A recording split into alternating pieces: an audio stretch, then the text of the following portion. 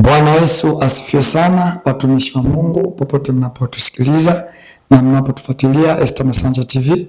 Nipo hapa mtumishi wenu na mtumishi wa Mungu Paul Kalenga.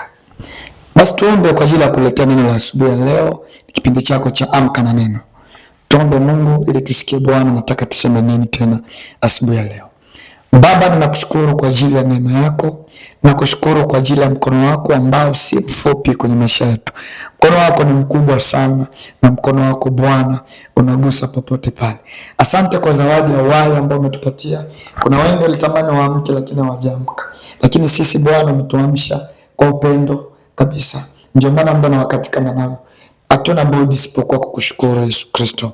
Katika jina la Yesu Kristo, Baba, sema na kinywa changu, sema na watumishi wako kupitia ile neno ambalo umeliachilia. Roho Mtakatifu, karibu tena asubuhi ya leo ndani ya maisha yetu. Katika jina la Yesu Kristo.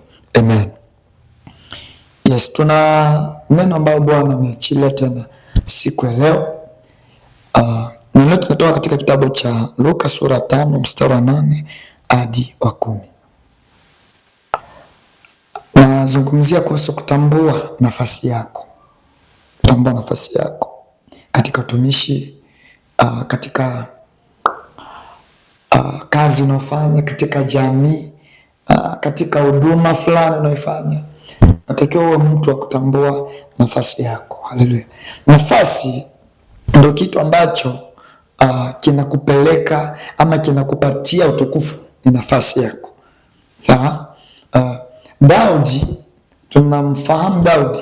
Ukimuuliza mtu Daudi ni nani, hadithi nyingi wenda sijui, lakini nakwambia ndio alikuwa mfalme wa Israeli. Ile ilikuwa nafasi yake.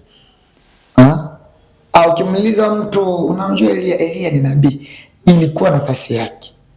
Na hawa watu walitambua nafasi zao wakakaa kwenye hizo nafasi. Haleluya. Na ndio maana utakuja kugundua watu wengi hawatambui nafasi zao, ndi inasababisha kutokukua kwao ama kutokukua katika utukufu wao.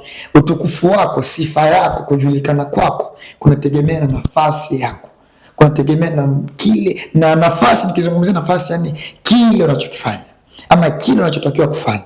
Haleluya. Okay, ili unielewe, kitabu cha Luka sura ya 5 mstari wa 8 mpaka wa 10 inasema hivi: Simoni Petro alipoona hayo, alianguka magotini pa Yesu akisema, ondoka kwangu, kwa kuwa mimi ni mtu mwenye dhambi, Bwana. Nasikia Simoni Petro anamwambia Yesu kwamba ondoka kwangu sababu mimi ni mtu mwenye dhambi. Kwa sababu gani? Habari hii ni kipindi kile cha wameenda baharini wamevua samaki. Mstari wa 9 anasema, maana alishikwa na ushangao yeye na wote waliokuwa pamoja naye, kwa sababu ya wingi wa samaki walioupata. Wingi wa samaki walioupata. Haleluya. Haleluya. Kwa hiyo ukisoma mstari wa 10 hapa ndo pana neno langu hapa. Na kadhalika Yakobo na Yohana na wana wa Zebedayo walikuwa washiriki wa Simoni. Sikia sasa maneno Yesu anamwambia Simoni. Yesu akamwambia Simoni, usiogope, tangu sasa utakuwa ukivua watu. Haleluya. Sikia tena. Yesu akamwambia Simoni, usiogope, tangu sasa utakuwa ukivua watu. Kwa nini Yesu anamwambia Simoni usiogope, utakuwa unavua, tangu sasa utakuwa unavua watu? Kwa sababu Yesu ni mtu ambaye anajua kesho ya mtu.